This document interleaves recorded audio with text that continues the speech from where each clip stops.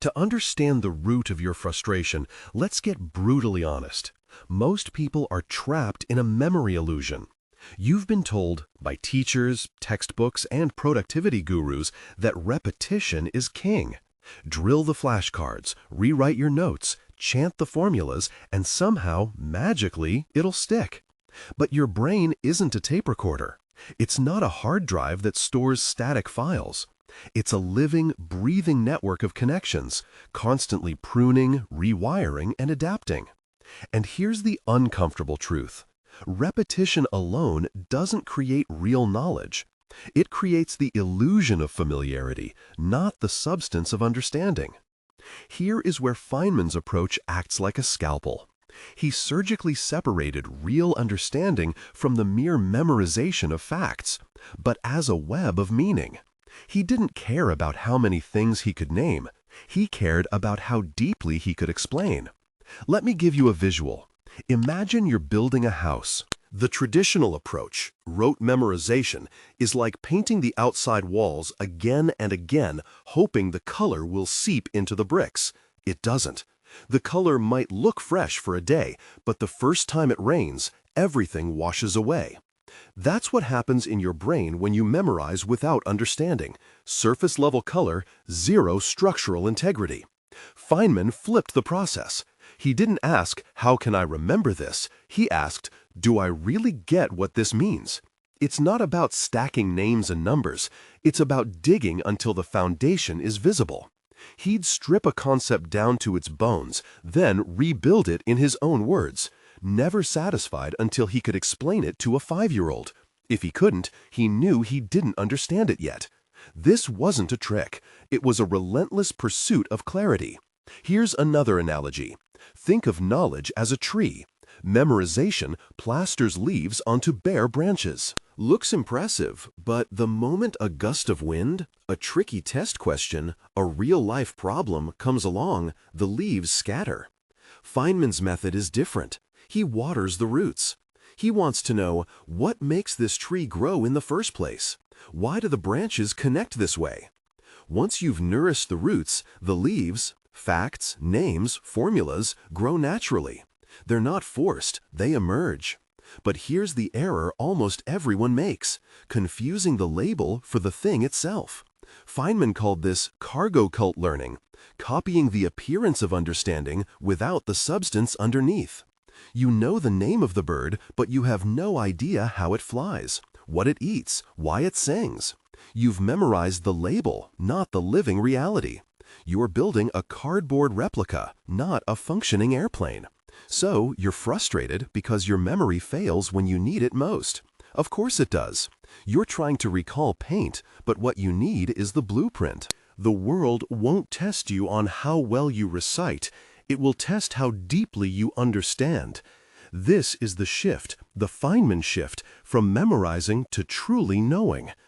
If you want to join the minority who study to understand, not just to pass, subscribe now.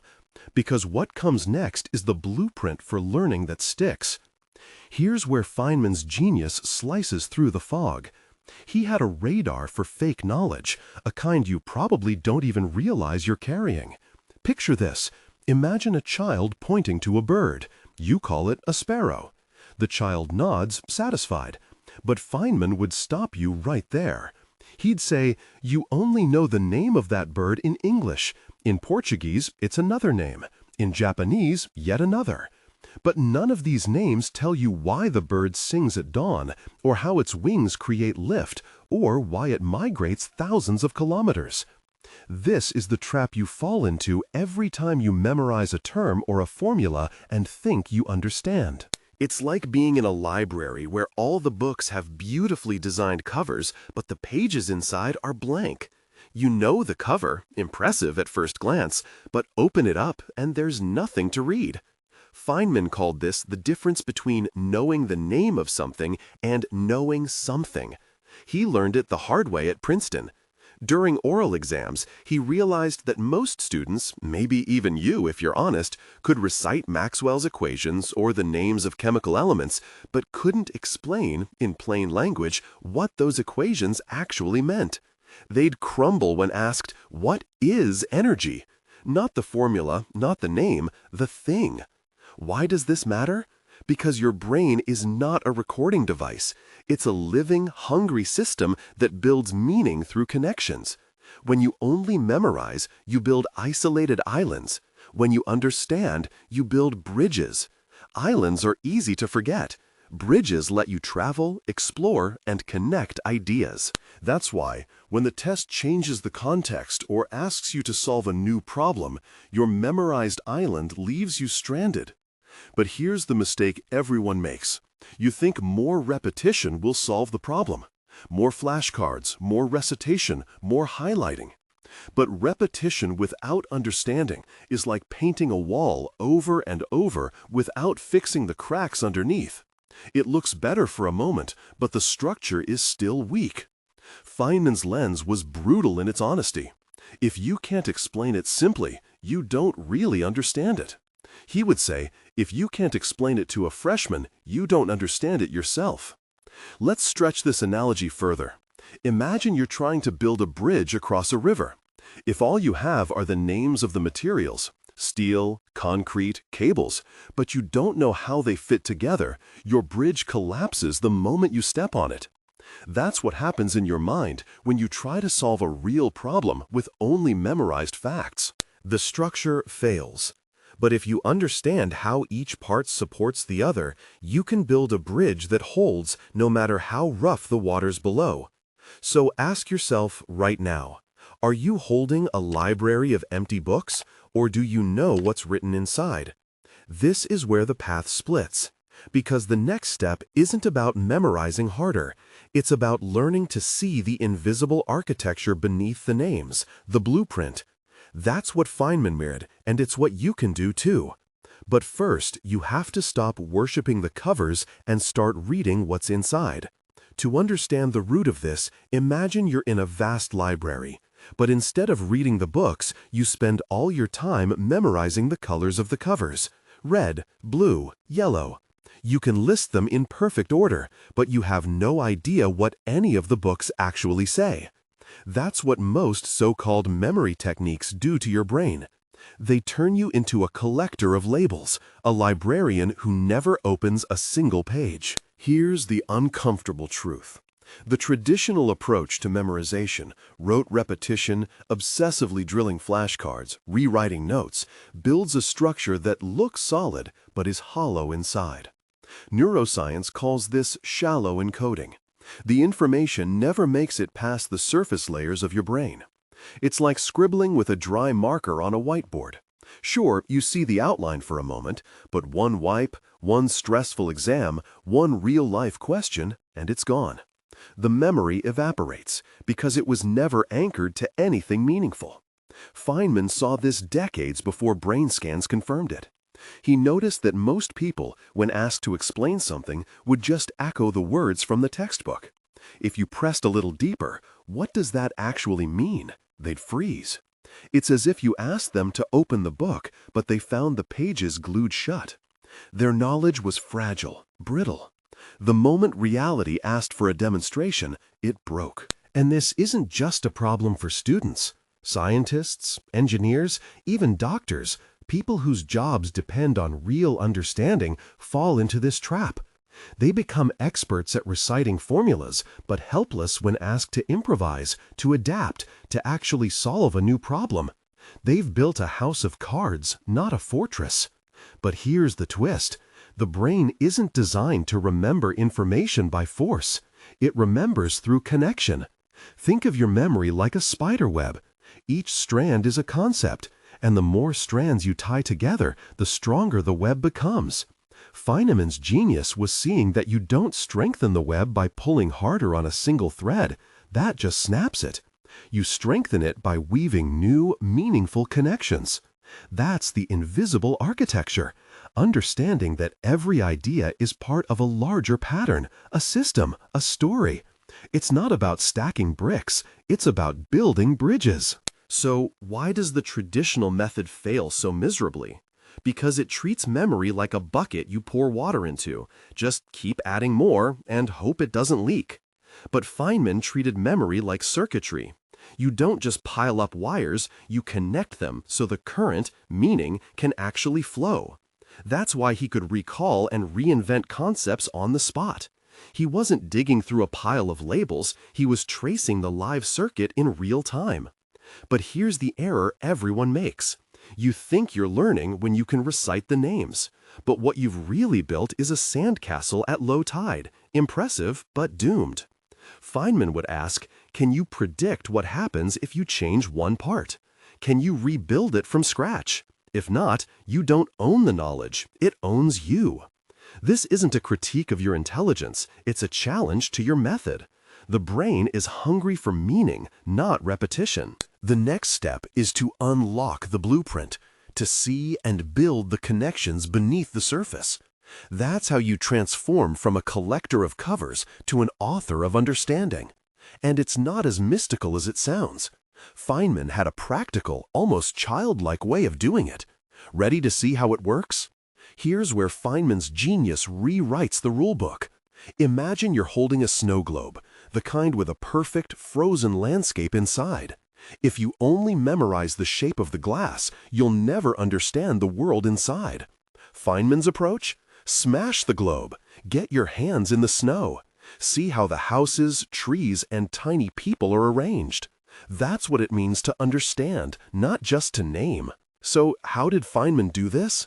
He believed that to truly know something, you must be able to explain it, without jargon, to a child.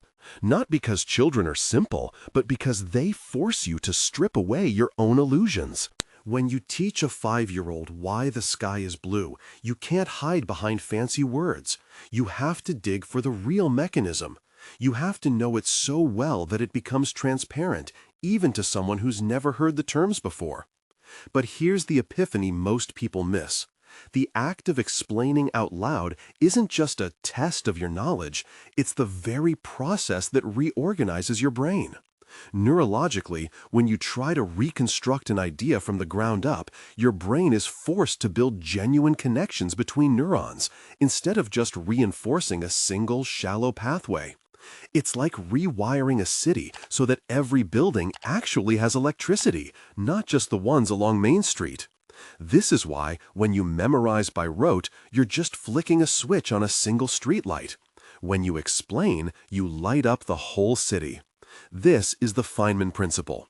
If you can't explain it simply, you don't understand it. And more, if you force yourself to explain it simply, you start to understand it. The process and the product are one. The act of simplification is not a byproduct, it's the engine of real learning. Still skeptical? Picture this. You're reading about gravity. You memorize Newton's law. F equals g m1 m2 over r squared. But if someone asks you, why does the apple fall? What's actually pulling it? Do you freeze? Or do you see the invisible threads, the warping of space, the logic that ties mass and distance together? Feynman would say, if your mind's eye only sees the formula, you're still outside the snow globe. So what do? You flip the script. You ask yourself, if I had to teach this to a 5-year-old, no formulas, no fancy terms, what story would I tell?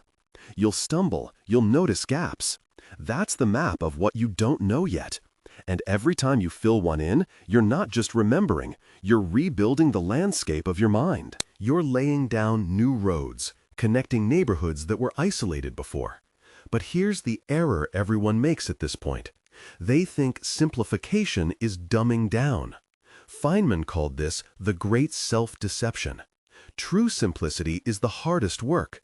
It means climbing down from the tower of memorized words and touching the ground of reality. It means refusing to pretend you understand when you don't.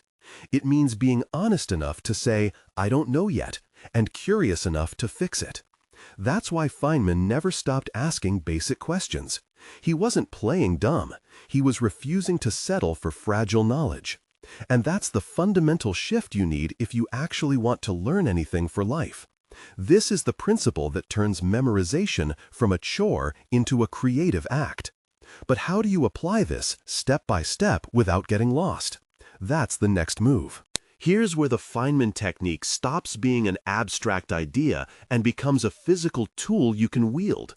Imagine you're holding a lump of raw gold ore. Most people, when handed knowledge, just stare at the rock, memorize its color, its weight, maybe even recite what the label says. Feynman, he breaks it open, melts it down, reshapes it until he understands every atom. Let's do exactly that. Step 1. Pick a concept you think you know. Not what you wish you knew or what you think you should know. Something you've actually tried to study. Maybe it's Newton's first law, or the Krebs cycle, or the definition of entropy. Write it at the top of a blank sheet of paper. This is your gold nugget. Now, force yourself to explain it as if you're teaching a child, a real one, not an imaginary super genius prodigy. Picture a 5-year-old looking up at you, eyes wide, asking, "What does that mean?" You're not allowed to use fancy words or hide behind jargon. You have to strip the idea to its bones. If you get stuck, that's not a flaw. That's the entire point. Each hesitation is a signpost. Here is where your understanding is thin, or just a mirage. Let's make this visual. Imagine your understanding as a bridge. The bridge seems solid from afar, but as you try to walk across with your explanation, you feel the planks wobble. Where it shakes, that's where you're patching with memorized phrases instead of real comprehension. Your job? Reinforce every weak plank. How? Go back to the source material, not to copy, but to rebuild. Read until you can explain it again, this time filling the gap. Try different analogies, sketch diagrams, invent stories. If you can't explain entropy, maybe it's because you're thinking of it as a formula, not a process. So, you visualize. Entropy is like the mess that naturally appears in your room if you don't constantly tidy up. Suddenly, the abstract becomes tangible. Or, imagine learning about gravity. Instead of memorizing the equation, you picture a stretched trampoline with a heavy ball in the center. Other balls roll toward it, not because they're told to, but because the very fabric beneath them curves. That's what Feynman did. He built mental models you could almost touch. Repeat this cycle. Explain, identify gaps, study, simplify. Every round makes the bridge sturdier.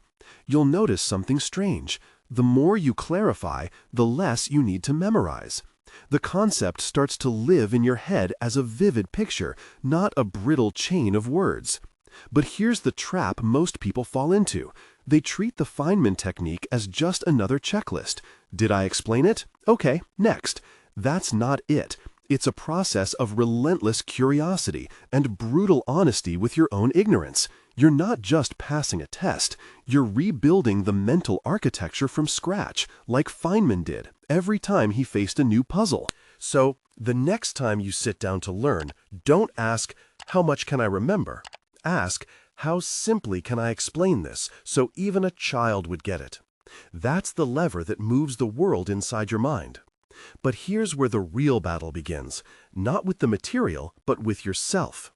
If you think that understanding is just a matter of asking simple questions, you're missing the invisible wall that most people crash into, your ego. Let's get brutally honest. Your brain is wired to protect your self-image. There's a primal fear in admitting, "I don't know," or "I can't explain it." It feels like a threat, like standing in front of a classroom in your underwear. So instead, you reach for the comfort blanket of memorization. You repeat, you underline, you highlight, you stack up flashcards and hope it will be enough. Why? Because the pain of not knowing is sharper than the pain of forgetting. You'd rather feel busy than feel exposed.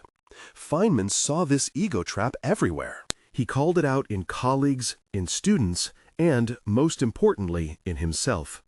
He once described how, even as a Nobel laureate, he would catch himself nodding along to discussions just to avoid looking ignorant. He hated that impulse. He knew that as long as you pretend to know, you guarantee you'll never actually understand. The moment you stop questioning, you start decaying.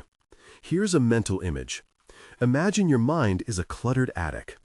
Every time you memorize without understanding, you're just stuffing more boxes in, labeling them with impressive words.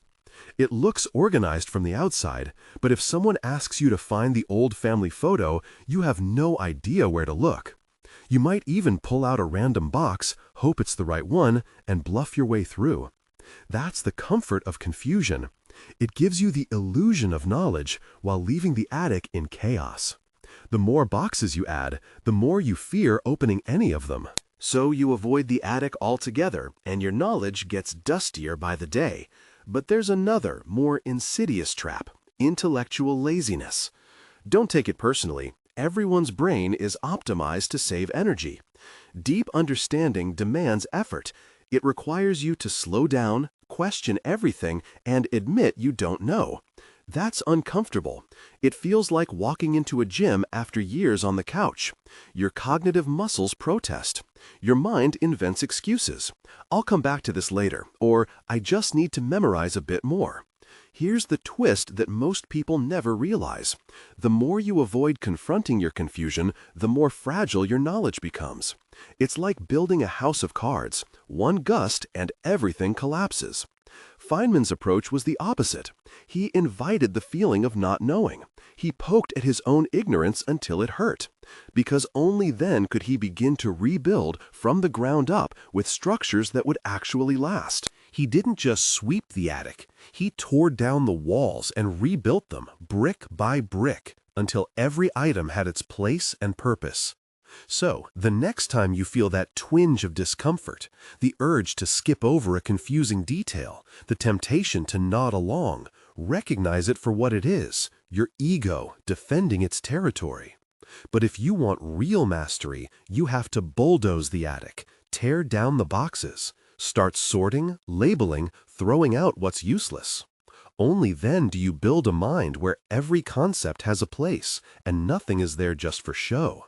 But here's the error almost everyone makes. They underestimate how seductive it is to fool themselves. Feynman called this the most dangerous kind of ignorance, the kind you're not even aware of, the kind that feels like knowledge but crumbles the moment you're challenged. The only antidote is relentless honesty, questioning, testing, and refusing to let your ego hide behind a pile of memorized words. But let's push this even further. What if I told you that this level of brutal self-honesty, the Feynman way of learning, isn't just about acing physics or biology or any subject at school? What if it's the operating system upgrade your entire life is missing? Here's the epiphany. The real power of Feynman's approach is that it rewires how you interact with every piece of information, every assumption, every conversation, far beyond exams or textbooks. Most people think of learning as compartmentalized. You study for a test, memorize for a presentation, cram for an interview. But your brain doesn't have isolated folders. It's more like a complex ecosystem. Ideas, beliefs, and habits are roots tangled under the soil. If you allow shallow, fragile knowledge in one area, it infects others. You start accepting surface-level answers everywhere, at work, in relationships, even in how you understand yourself. Let me give you a visual. Imagine your mind like a suspension bridge. If the cables, your core concepts, are just painted to look sturdy, memorized terms, flashy buzzwords, they might hold up under light traffic. But the instant life throws a storm at you, a tough decision, an unexpected failure, a complex problem, the bridge wobbles, cracks, collapses. Feynman's method is about stripping away that fake paint, inspecting every cable, and reinforcing them with real steel. Understanding so clear you could rebuild the bridge from scratch, blindfolded. This is the difference between a mind that survives and a mind that thrives. But here's where most people miss the point. Feynman's approach isn't just a memory technique, it's a philosophy of living. When you force yourself to explain things simply, to question every assumption, you start noticing where you're fooling yourself in your job, your health, your goals. You become allergic to jargon, allergic to empty routines. You start asking, do I get this, or am I just nodding along? That question, once it takes root, changes how you read the news, how you listen to experts, how you make decisions. You stop outsourcing your thinking. You become, as Feynman would say, the kind of person who would rather have questions that can't be answered than answers that can't be questioned. But here's the catch. This level of rigorous self-inquiry is uncomfortable. It's humbling. It forces you to admit over and over, I don't know enough yet. It means building routines where, after every meeting or article, you ask yourself, can I explain this to a 5-year-old? Would I bet my reputation on my understanding? Most people never take this leap. They live in a fog of pseudo-clarity, mistaking recollection for reasoning. But if you're willing to break that cycle, if you're willing to make Feynman's way your way, you'll start to see a ripple effect. The clarity you build in one area will reinforce the others. Your mental bridge gets stronger, storm after storm. And here's the real transformation. You stop fearing what you don't know. Instead, you get addicted to the feeling of clarity, of seeing through the fog. You realize that every time you admit ignorance, you're not shrinking. You're expanding your capacity to learn, to adapt, to solve. This is the Feynman mind shift, a way of thinking that makes your entire mind storm-proof, not just for exams, but for life's hardest questions. So, are you ready for that level of transformation? Because this isn't just about passing the next test. It's about making your entire mind storm-proof. But let's be honest, most people will never do this. Why? Because it's not easy. It's not a shortcut. The Feynman technique demands that you expose your ignorance in public, even if your only audience is yourself. That's terrifying. It feels like standing on a stage with the spotlight burning down and nothing to hide behind. But that's exactly where learning happens, in the uncomfortable, in the nakedness of not knowing, and in the radical act of admitting it. Here's the invitation. You can keep stacking flashcards and coloring your notes, or you can step into the arena and wrestle with the idea until it surrenders.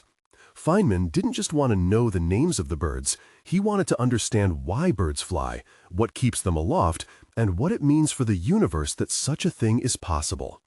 He lived with the curiosity of a child and the rigor of a physicist. When he couldn't explain something in plain language, he didn't blame the concept. He blamed his own understanding and set out relentlessly to fix it. Imagine your brain as a messy garage. Traditional study methods pile more boxes in, hoping the important things won't get buried. The Feynman technique, though, is like taking everything out, sorting it, and only putting back what you can actually use. You're not just storing factoids, you're rebuilding the entire structure so you could find the right tool, even in the dark. Every concept you truly understand becomes a tool on the wall, ready for any problem. The rest, just clutter. Are you willing to face that level of intellectual discomfort? To say out loud, I don't get it yet? Because every time you do, your brain literally rewires. Neurologically, this is how deep learning happens. By struggling, by making mistakes, by simplifying until you can teach it to a 5-year-old, you force your neurons to build new, resilient connections. Your memory transforms from a fragile house of cards to a framework of steel beams. The act of confronting confusion, of wrestling with the unknown, is not a sign of weakness, it's the birth of mastery. Feynman called this the difference between knowing the name of something and truly knowing something. Most people stop at the label. You, if you choose, can go further. But the real mind shift is this. Once you experience the power of understanding over memorization, you start to see every problem in life differently. This isn't just about physics or exams or even school. This is about how you approach everything: relationships, decisions, work, creativity. You stop asking, what's the answer, and start asking, do I really get what's going on underneath? You become the person who doesn't just repeat what they've heard, but who can break things down, reconstruct them, and explain them from the ground up. That's rare. That's powerful. It's a revolution, not a trick. Feynman didn't just teach us physics, he taught us how to think, with honesty, with simplicity, with the relentless pursuit of clarity. If this video flipped a switch in your mind, imagine what will happen when you keep twisting the dial. Subscribe for the next mind shift, where we don't just learn, We transform.